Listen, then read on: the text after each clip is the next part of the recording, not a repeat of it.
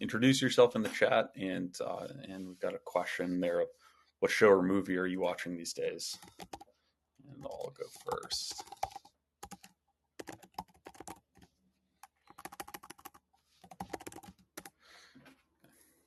Nick from Vancouver and would highly recommend Invasion on Apple TV.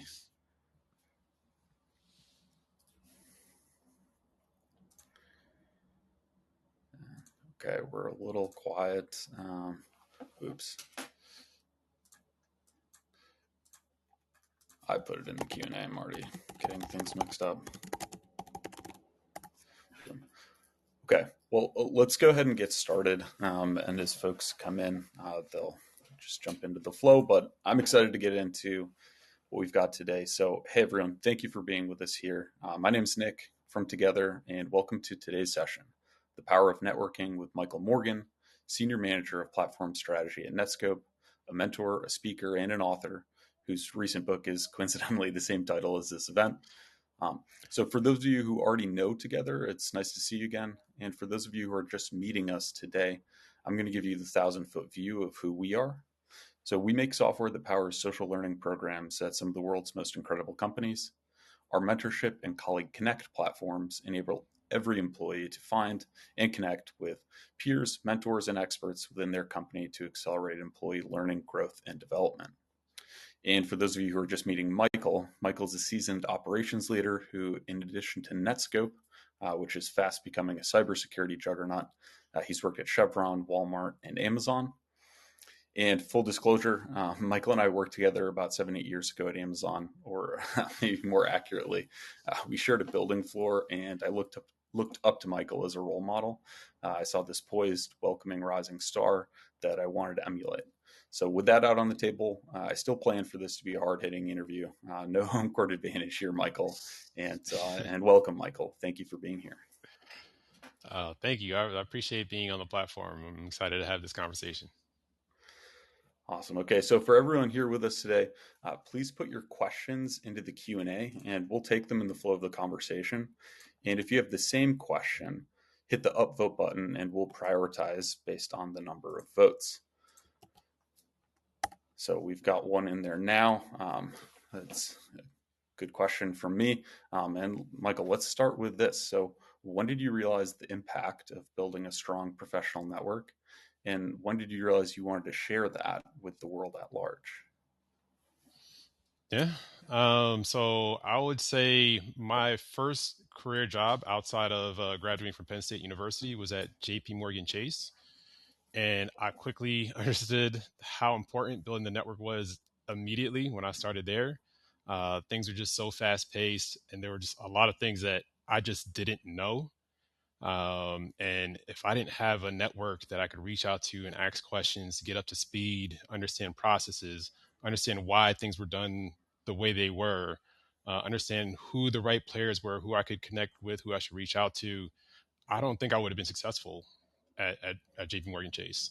I wouldn't have been there as long as I was. I wouldn't have received the performance reviews I had. So it worked out great for me. I was a part of a corporate development program. So it was a pool of analysts all over different parts of the company, different lines of businesses. There were people that came in the same year as me. There were people from prior years. So I was able to pick a lot of brains of different people that were in the same program as me. I was able to pick brains of people outside the program. I was able to identify mentors, but that really helped me get the job done, is having those relationships and understanding who the right players were and getting knowledge from different people. And I would say the point where I realized I wanted to share it with the world, probably when I was working with Walmart. I mean, by the time I worked with Walmart, I had already worked with JP Morgan Chase. I worked with Chevron. I worked with Amazon. I worked with Walmart. Worked with one of the largest retail companies in the world, one of the largest tech companies in the world, one of the large financial services, oil and gas. I've become a people manager. I was a people manager at Amazon. I was a people manager at Walmart. So I had a breadth of knowledge from all the different places I've worked. A ton of people over the years have reached out to me for tips, advice, on how to be successful in your career. And at that point, I felt as though I must have a vast amount of knowledge that people want. And that's when I decided to start writing things down into a book and start sharing that knowledge with the world. Yeah, okay, that's fantastic. And I want to touch broadly on the future of work from your perspective, and then let's get into the networking nitty gritty. So when you think about the future of work and workplaces, what gets you the most excited? And then conversely, what are you the most maybe concerned or pessimistic about? Yeah, I would say what gets me excited is AI, artificial intelligence. Every conference that I go to right now, that is the main topic. I feel that every company is trying to figure out the best way to incorporate AI into their organization and make things more efficient. And I have an operations background, I have a Lean Sigma background, so I'm all about process improvement, process efficiencies, reducing waste, reducing time. So I'm excited to see what we can do with AI and how that can lead to a whole evolution of how work gets done. Um, what I am nervous about for the future of work is that we're becoming more remote, which is a good thing and a bad thing. Even my role today, I'm working fully remote. I do go to headquarters pretty frequently to have that face-to-face interaction. But with us working more remote, I think that's stifling a lot of the relationship building. And I think, in my opinion, I think networking is more critical now more than ever. So I don't want people to just assume that, hey, I could just stay at home and all I have to do is send a few Slack messages here and there and send some emails and I'm networking. At the end of the day, nothing can replace that face-to-face interaction. If you can meet someone in person, nothing can replace a phone call. And even if you have to work remote and you're in different cities, different states, you can set up Zoom calls, you can set up Google Meets. There are different ways that you can interact where it's not just sending messages through a system. So I'm a little bit nervous of the future when it comes to networking and people not networking to the level that they can and using some of the technology and devices as a crutch. But I'm excited to see what AI does bring to us. Yeah, that's a fantastic answer, and agreed with both of those points. And I think the remote part is, it's like one of the benefits is I find it easier to separate. It's like disconnect, and a whole bunch of other stuff. But then it's also easier to disconnect, and it's easier to say like, we're all remote, and so yeah, it is. There's not necessarily that forcing function for the deep interpersonal relationships that uh, it's really nice to have with your colleagues because you spend a lot of time with them, and it's important time. So I think let's take the question from Sherma. So how do you start engagement with people that you do not know, especially if you are more introverted? And Sherma, I'm sure you're not the only one with that question. I have it as well, and I think a whole bunch of us do. Yeah. So I'd say the biggest thing, you have to start putting yourself out there, even if you feel more introverted. I'll be honest, when I first entered the workforce, I felt that I was introverted and I had to get outside of my comfort zone. Uh, but put yourself in situations where you can meet people. So, as an example, internally within companies, a lot of companies have employee resource groups. So there may be a Black employee network, an Asian employee network, Hispanic network, a women's network. Um, Maybe join one of those networks that you feel an affiliation with. And if you go to an event and you're sitting next to somebody, say, "Hey, how you doing? My name is Michael. I work in this organization. I work on this team. What do you do?" But like it's hard for you to network if you don't put yourself in that type of situation. Or even outside of employee resource groups, there are affinity groups within companies where companies like employees will set up a Slack channel for people that like to play golf, or a Slack channel for people that like to run, and then you can join your colleagues in a hobby that you have, and it's a way to put yourself out there and meet with new people, and you could start building relationships. Like, oh, like where are you from? Like, what other hobbies do you have, and get to know them as individuals. Even externally, outside of your company, you can go to conferences. I go to conferences all the time, and they're a way for me to learn and develop for my professional development. I can learn from other people. It's a way for me to build my network. Just last week, I live in Austin, Texas. Last week there was a cybersecurity summit here. I work in the cybersecurity industry. I've only been in the industry for a year, so I'm constantly trying to learn and catch up. I know there are other professionals that have been in this industry for 10 years, but that was a way for me to go to an event, and they had breakfast set up for us. They had lunch set up for us, and I sat at a table, a random table of people I didn't know, and I engaged in conversation. And in one day, I added 20 to 30 new contacts on LinkedIn just by putting myself out there and going to a summit. So I think for one, I would say take small steps. Don't just throw yourself off of the deep end and go to a conference that has 10,000 people and think that you have to make 100 connections. I would say take small steps. Maybe go to some company sponsored events. Uh, Force yourself like, hey, let me put myself out there and try to make one connection today. Let me put myself out there and try to make two connections today. And the more you do it, the more comfortable you'll feel. You'll realize that there's nothing to be afraid of. Like this isn't going to kill me. I'm just building relationships with people. I'm getting to know people. But I'd say you have to put yourself out there. You have to put yourself in situations where you can meet new people and build relationships. And that's how you're able to really expand that network.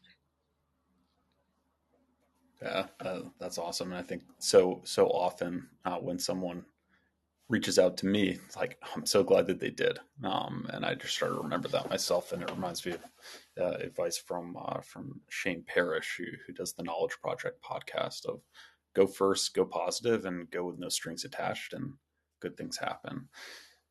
So I think, Michael, I'd love to talk a little bit about networking. Again, maybe at like the 101 level. So when most of us hear networking, the first concept that comes to mind is like networking for career opportunities. And while that may be internal, it's often in an external context.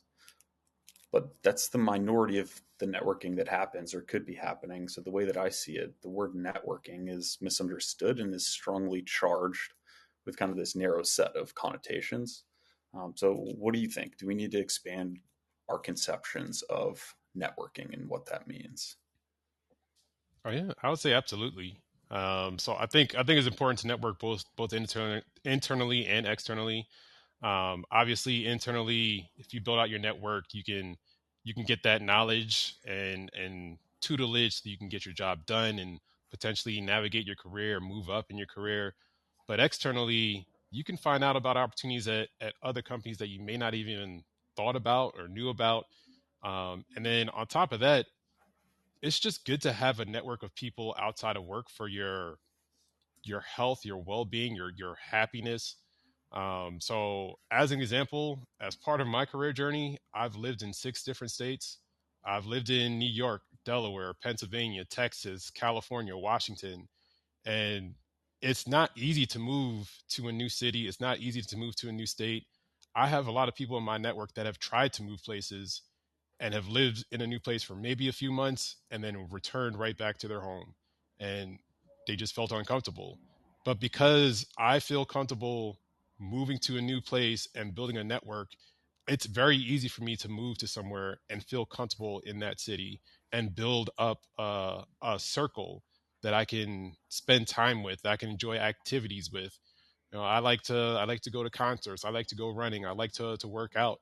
I find people within whatever city I'm living that has mutual interest, and I build relationships with them. And I have activities that I can do outside of work. Work is not everything. I have a life outside of work, and that's where building that network outside of work externally has really helped with my satisfaction and happiness in life. So I mean, it's obviously it's important for your career. There are things you want to learn and things you want to improve, and you want to be able to move up in your company and excel. But just in general, having that support structure, having that the people that you can reach out to when your everyday life, that's critical as well. Well, I want to go to a pre-submitted question from Amy. Amy, if you're watching this later, you're here with us. Thank you for this question, Michael. What are some of your favorite open-ended questions in networking type conversations that you learn the most about the other person? Yeah, that's a really good question. So first and foremost, I like to ask questions that are career specific. I'm always trying to grow as an individual, as an employee. How can I be better? So I like to ask people like, what is their job? What is their scope? What is their career path? You'd be surprised. Everyone's career path is completely different. I think a lot of people have this misconception that your career is like goes in a straight trajectory and perfectly goes up the entire time. But No. sometimes you have to take a step back to take two steps forward. Sometimes you have to make a lateral move. So it's interesting to hear people's career paths, their journeys. As far as my professional development, I'm constantly trying to learn. So I like to ask questions and ask people, hey, are there any trainings that you've taken recently that you thought were beneficial that may interest me? I'd love to read books. I ask them, hey, are there any books that you recently read that may be useful for me to also read? Are there any certifications that you've obtained that you felt were helpful in your career? So this way I can pick people's brains and figure out different learnings that I could potentially apply, different trainings, different certifications, different books I can read. So I like to ask those questions. And then I'd say third, I like to get to know people as individuals. I think that's often overlooked. I think, to your point, I think a lot of times when people are networking, they just ask questions about work and about career, uh, but people have lives outside of work. So I'll ask people what their hobbies are, what their interests are, where do they live, like where do they like to travel, get to know them as individuals. I'll try to find commonality. I think this is often overlooked. There's always some way that you can connect with somebody. Maybe we went to the same school. Maybe we lived in the same places. Maybe we worked at the same companies. Maybe we have the same interests. But that way, when I have a conversation with somebody and I follow up with them, it's not just, "Hey, it was good meeting you. I hope we speak together, speak soon." I can follow up and say, "Hey, it's always good to meet an alumni from Penn State. Oh, it's always good to meet someone else who's also from New York. Oh, it's good to meet somebody who's also a big basketball fan. Maybe we can meet and go watch the NBA finals." So now they remember me because I built a connection with them. I identified some commonality that we have between each other. So asking those prying questions to get to know them as individuals, I think is just as important as asking questions from a career standpoint. Yeah, I really like that, and I think that it's yeah, time well spent when you're learning about other humans for professional and personal reasons. And I do like looking for connections because it's like either we've got that shared interest and that's super exciting, or we don't. And it's something that like is new to me or I'm unfamiliar with, and then I'm going to learn a whole lot. And so I want to keep it rolling with the Q&A here, and we've got one from Fernando. So I'm not going to read the entire thing verbatim, but um, he's working on developing an academic network of mentors and mentees for public health research, and it's a voluntary collaboration on the part of the mentors. So suggestions on how to appeal to more experienced people to step into the network and be mentors and help out. Yeah. Um, I mean, I would say you'd be surprised by just asking. A lot of people will feel honored that you would think of them as subject matter experts, as professionals that can give knowledge tutelage to other people. So I wouldn't be scared or nervous that people would say no and not be willing to be mentors. I think a lot of people look at it as an honor and a privilege. So I would say, don't be don't be skeptical, nervous that they'll turn you down. A lot of people are more than willing to help out other people, and a lot of people, you have to think, a lot of people were in those shoes where they were looking for mentors at one point in life. I mean, that's one of the reasons that I wrote the book. Like I had a lot of people that gave me knowledge and tutelage and guidance and mentored me. And when I felt as though I had knowledge to share with other people, now I'm mentoring people. Now I'm sharing that knowledge. So I think a lot of people are more than willing to be mentors if you're willing to reach out. Um, and they want to see the next generation succeed. They want to see people be successful. So yeah, I mean, and I would say one of the things that you can do is just highlight the amount of time commitment. That's usually to me the biggest blocker that stops people from being mentors is how much time is this going to be. But if you can outline and say, hey, you only need to spend an hour a month, You only need to spend an hour a week. If you break it down that way and show them that it's not an exhaustive amount of their time, but it's going to be a big benefit to help somebody else, I think that will speak leaps and bounds, and that will help encourage a lot of people to join and be mentors. And Michael, I'm going to steal from your prior answer and add something. I think finding connection, some shared common ground when you're reaching out to people or developing the network, for sure is applicable there.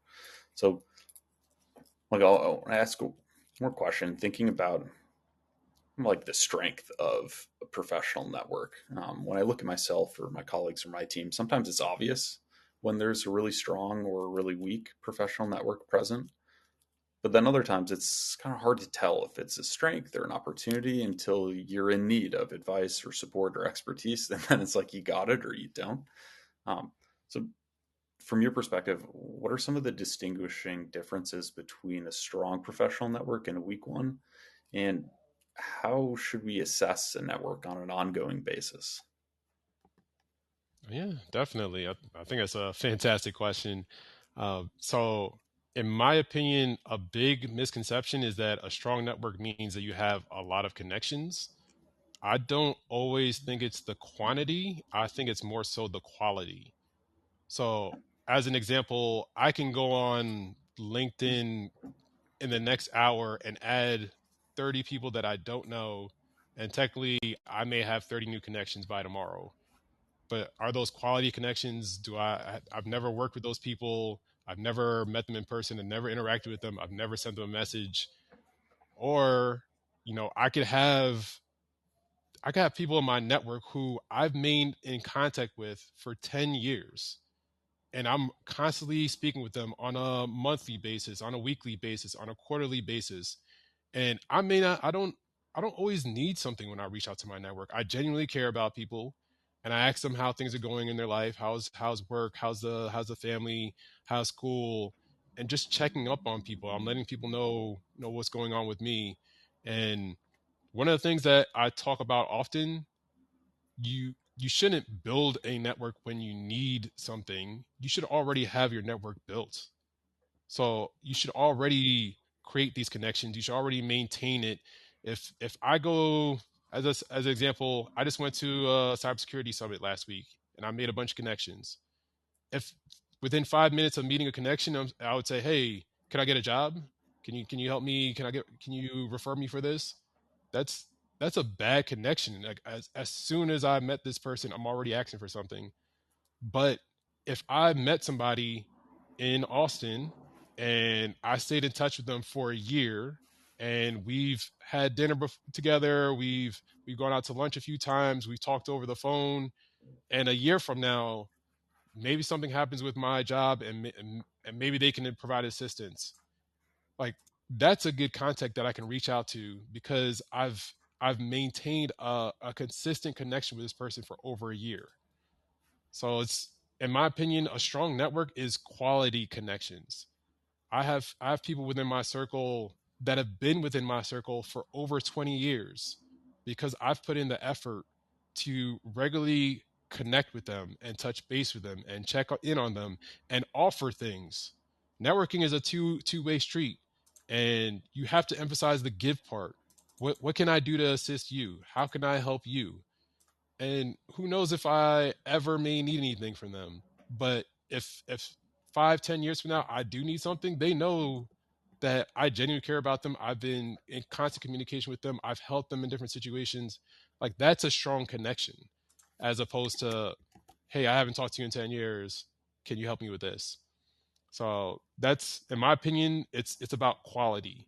It's very easy to create a new connection. It's difficult to maintain that connection.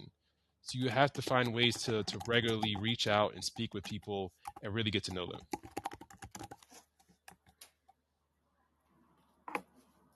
Yeah, I really like that, and I think that goes all the way back to the first question about like how do you do it as an introvert?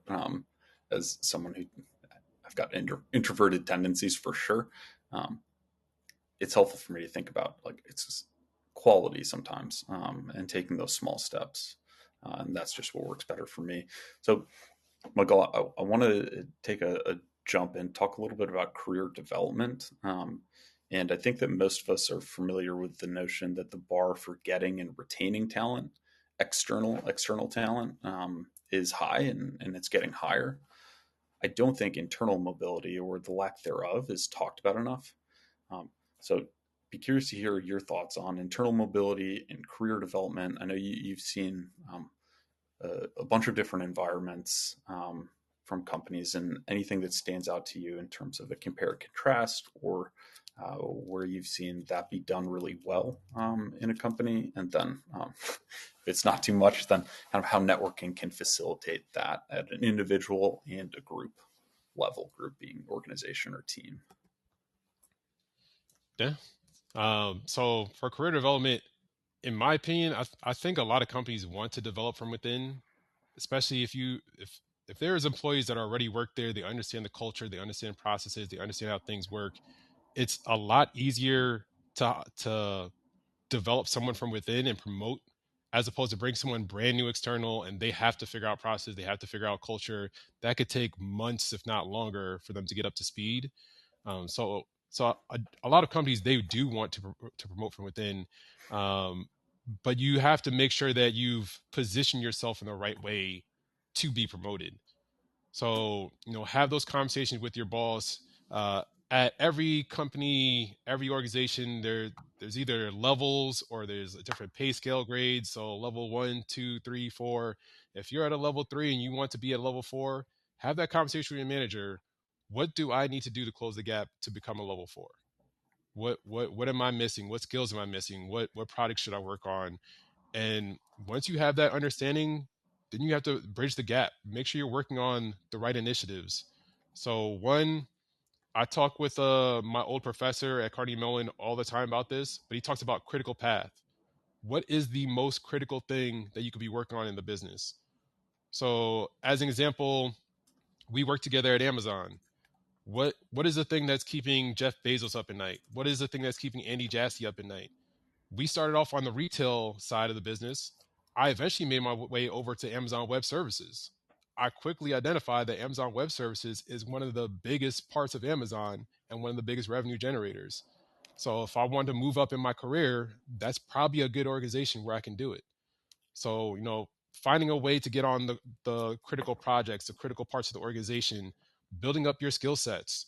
If you identify that you're missing certain skills or you can add to your skill set, take those trainings, take those certifications.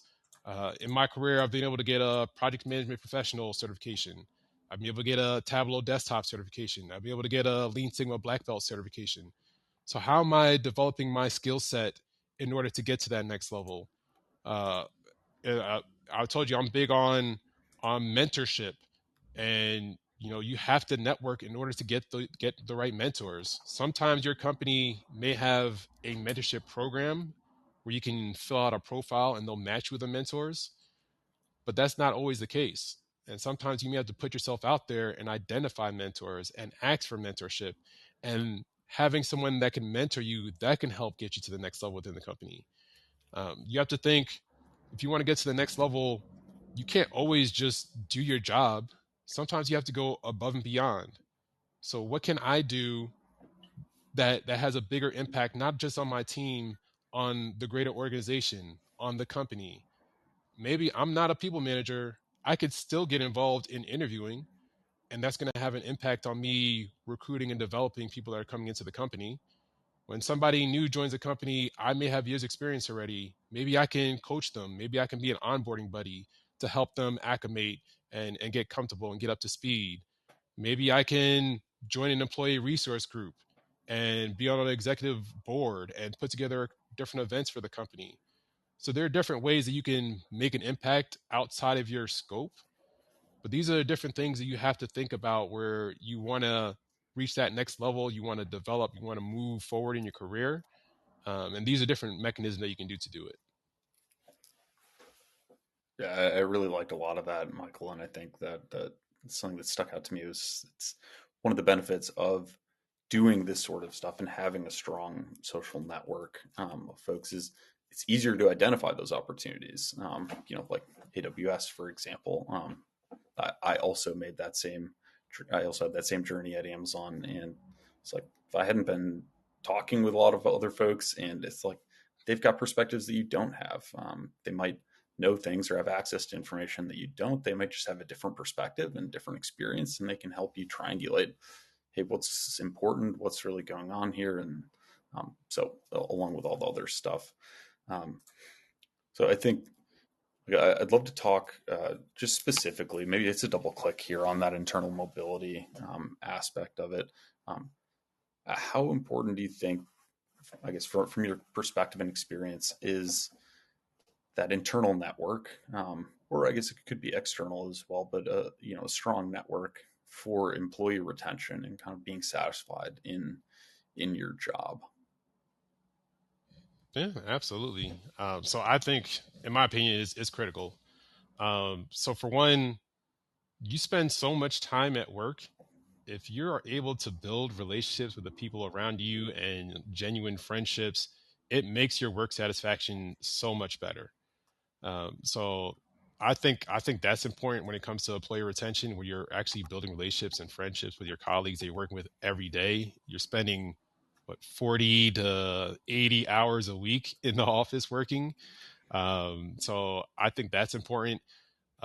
Two, it's important to get the job done. If, like I said, there's so many scenarios. I'll give you a scenario right now. When I joined Amazon, I was not good at SQL, and you have to be able to extract data. You have to be able to analyze it. Like if you can't figure out SQL, you are in some trouble, because anything you present at Amazon, you need it to be data driven, and you need the data to support it. And when I joined, I had a colleague on my team, the same role as me. She was good at SQL, and she helped me with SQL. I was good at paper writing. I helped her with paper writing. And because of that, we both excelled. It wasn't as though we were competing with another. We helped each other. And years later, she's a manager at Amazon. I'm a manager at Amazon. But we leveraged our connection and our network to help one another. And because of that, I was able to stay at Amazon as long as I did. And I was able to succeed and be successful. Even to your point, navigating throughout my career at Amazon, I initially started off on the retail side. I worked on a project and I worked with a manager. His name is Jason Kohler. And one day we're having a conversation, and he was asking me what I want to do next in my career. And I was telling him about my ambition. He said, like, oh, you should meet my wife. My wife, Danielle, she works at AWS. She's a manager. She has a couple of open roles. And the next thing I know, I have a conversation with Danielle. I make the move over to AWS, and now I've transitioned roles. Same thing when I was in AWS. I had a mentor. His name is Ryan Corticos, and he worked in Amazon Business. And he reached out to me and said, "Hey, I think there's a great opportunity in Amazon Business. You should look into it." He introduced me to the manager. He prepped me for the interview. He gave me background in Amazon Business. I made a transition to Amazon Business. When I was in Amazon Business, my friend Ronica Mahara, I worked with her at Chevron. I worked with her at Amazon. She knew about a role in AWS that was a people manager role. She knew that I wanted to be a people manager. And if I switched to this role, I would immediately have direct reports. She told me about a role before it was even published. So most people didn't even know this role existed. And I already met with the manager. I already met with the skip level. I already met with the team. And by the time the role was published, they offered it to me. But it was my network that helped me navigate to so many different areas of business, the areas of business I didn't even know about. Amazon's such a big company.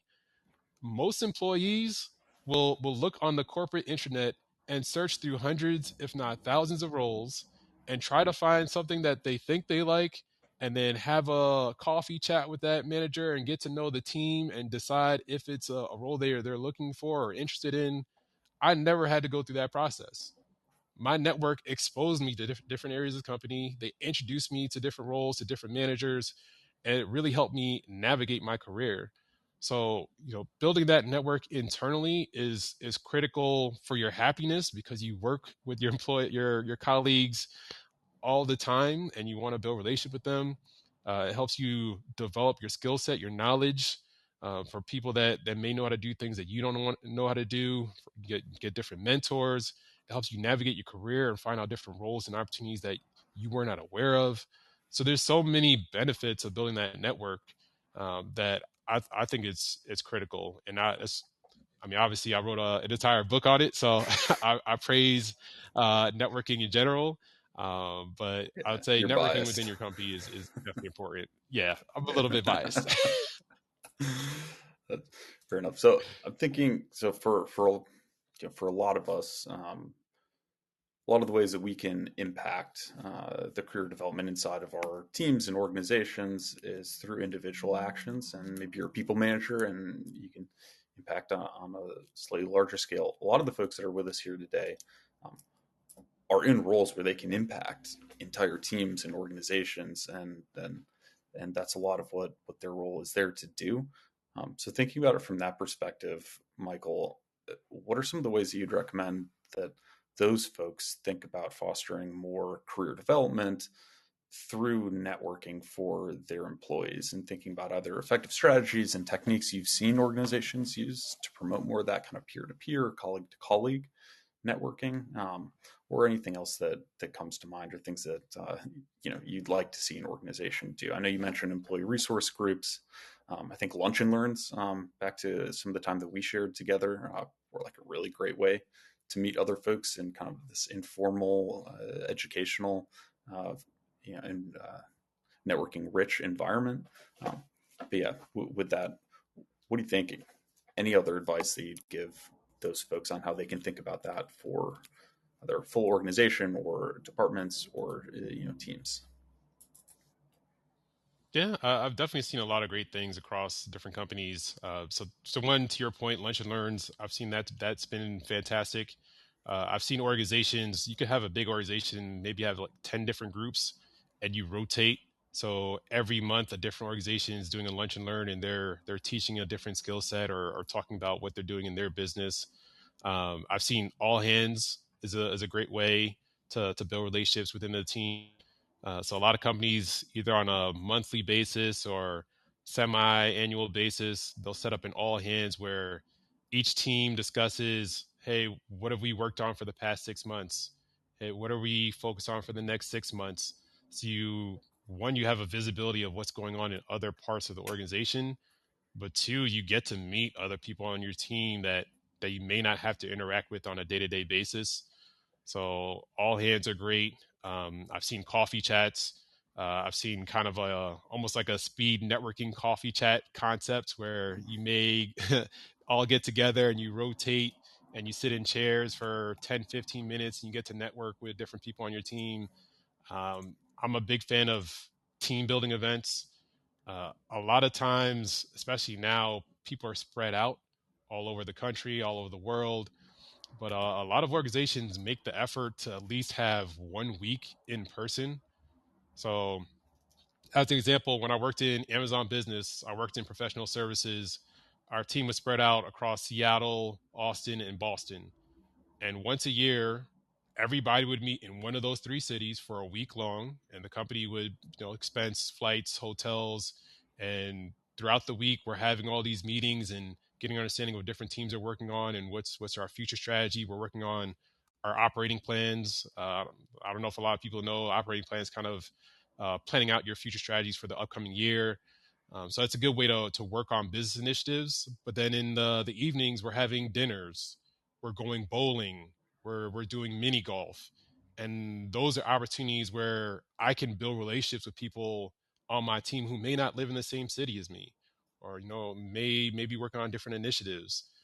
So bringing everybody together that 1 week a year, it makes a huge difference.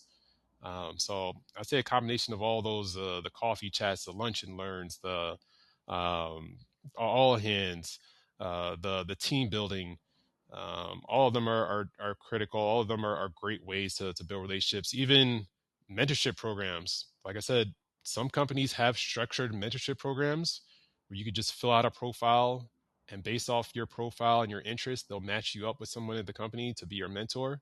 Because it's not always comfortable to try to reach out to people. Every company doesn't have that. So sometimes you have to identify mentors on your own. But these are different things that you can do within your company to build relationships, to foster that networking within a team. Yeah, I really like that. And folks that are here with us, if you've got ideas and things to share, please jump into the chat. I think there's no shortage of ideas, and I think it doesn't have. It's like in person and virtual. I think that being virtual or distributed isn't necessarily an excuse for a lack of. You can have game nights with your team. You can have different events, lunch and learns, all that sort of stuff works in the virtual environment. So, I just have a few more questions that I want to get into, and I'm curious about the environmental factors. I know this is something that we've talked about, and you just alluded to. What do you think stops or hinders employees from building their internal network? I'll say a few things. One, people just make music. It's not it's not natural or comfortable for everybody to just reach out to people and speak to people. So I think they have to break those barriers and kind of get outside their comfort zone. Two, I don't think people always see the value in it or understand the value in it. So I've spoken with a lot of people, and there are people that have a conception that as long as I do a good job, I will get promoted, or they believe that they know everything. I don't need to reach out to people for help. I know it. I can figure it out. Nobody knows everything. I don't know everything. Jeff Bezos doesn't know everything. like you need to reach out to people to get that knowledge, that tutelage, that experience, so you can excel in your role. You need to reach out to people in order to move up in your career and have that progression. But a lot of people don't realize, a lot of times when people get promoted, it's not what they do, it's who they know. You can, in the end of the year, generally there is maybe 10 to 20 leaders that are sitting in a room that are making decisions to rank employees and decide if you're going to promote or not promote certain employees. And your manager is supposed to be your biggest advocate. They may or may not even be in the room. So if you haven't built relationships with some of these senior leaders that are making this decisions on who's getting promoted or who's getting the highest employee rating, and they're discussing you and they don't know who you are and don't know what you're working on, chances are you're not going to get promoted, even though you can do fantastic work. So it's you have to start considering it to be a part of your job to network. Like, doing your job is not enough. You have to build those relationships.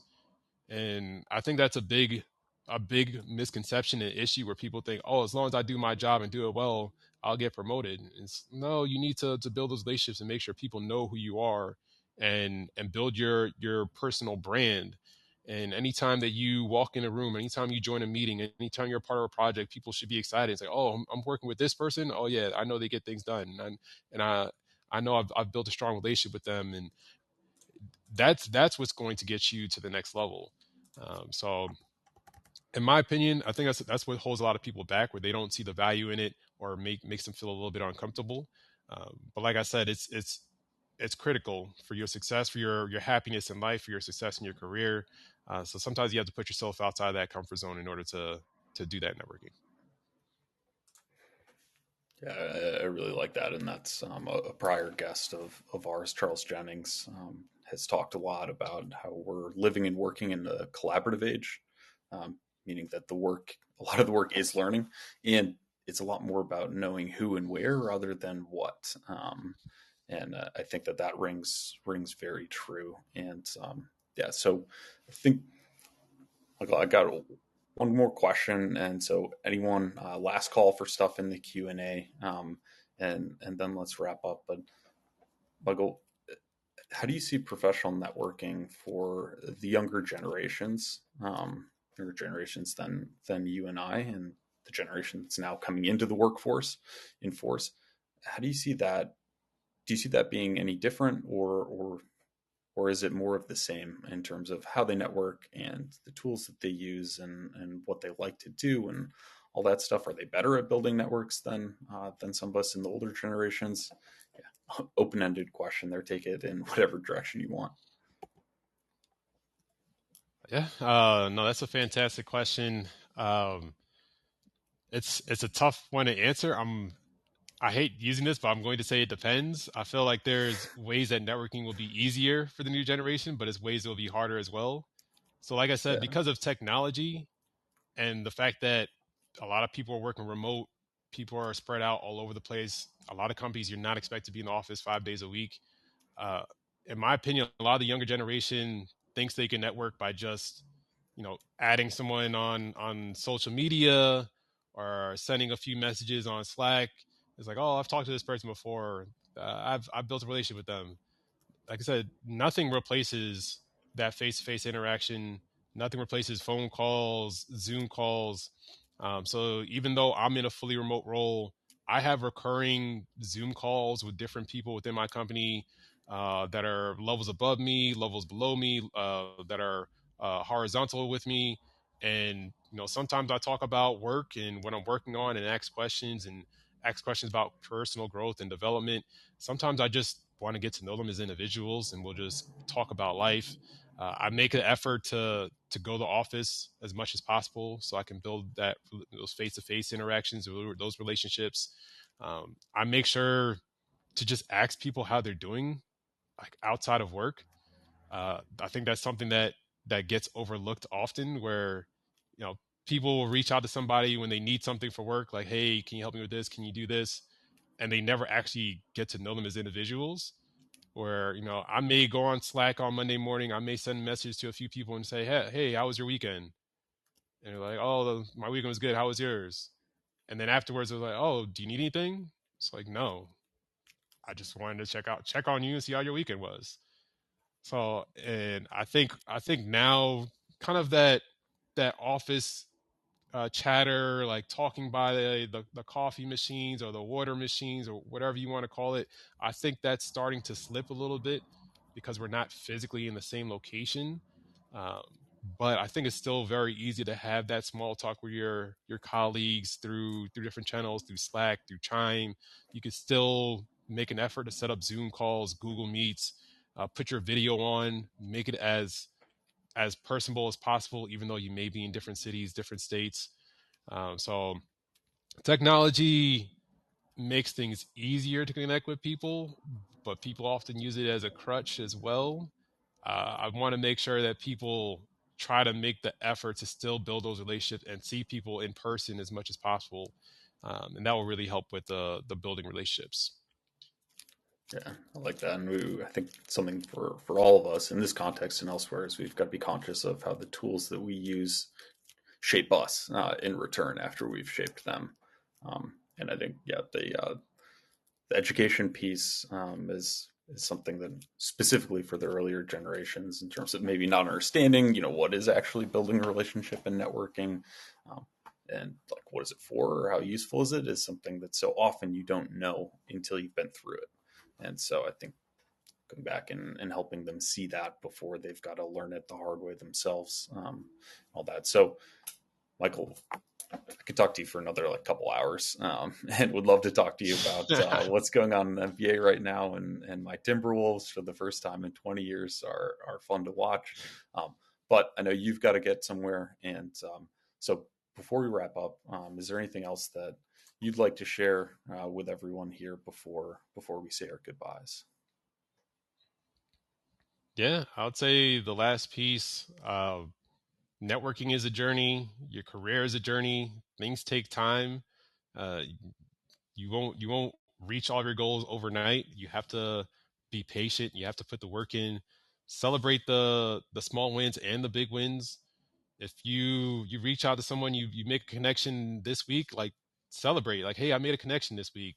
Next week, like, oh, I made another connection. Like, celebrate the small wins. You don't have to increase your network by 100 by tomorrow. You don't have to increase it by 200 by next month. But make those incremental changes. Work on your personal growth, your personal development. Take the right steps. Have those conversations with your manager to understand what you need to get to the next level within your company. Bridge that gap. Get those skill sets. Work on those projects. You'll be amazed where you are in a few months, in a year, in a few years. It's a process. Enjoy the process. Enjoy the journey. And I'm excited to see where everyone that's on this call ends up in a few years. I hope this session has helped them. I hope my book helps them. But yeah, I would say those are the closing remarks. Awesome. Well, Michael, thank you so much for being here. Thank you, everyone, for being here. Whether you've been with us the whole time or you're watching this later, go check out The Power of Networking. Go check it out on Amazon. That's the easiest way. There are other options as well, but thank you for being with us. Quick shout out, if you want to build your professional network further and you're in the HR space, we've got the HR network. You can click that button there to go learn more and apply. And you'll hear from us with a recording and some of the follow-ups from this conversation in the next day or two. And with that, thank you, everyone, and happy Wednesday.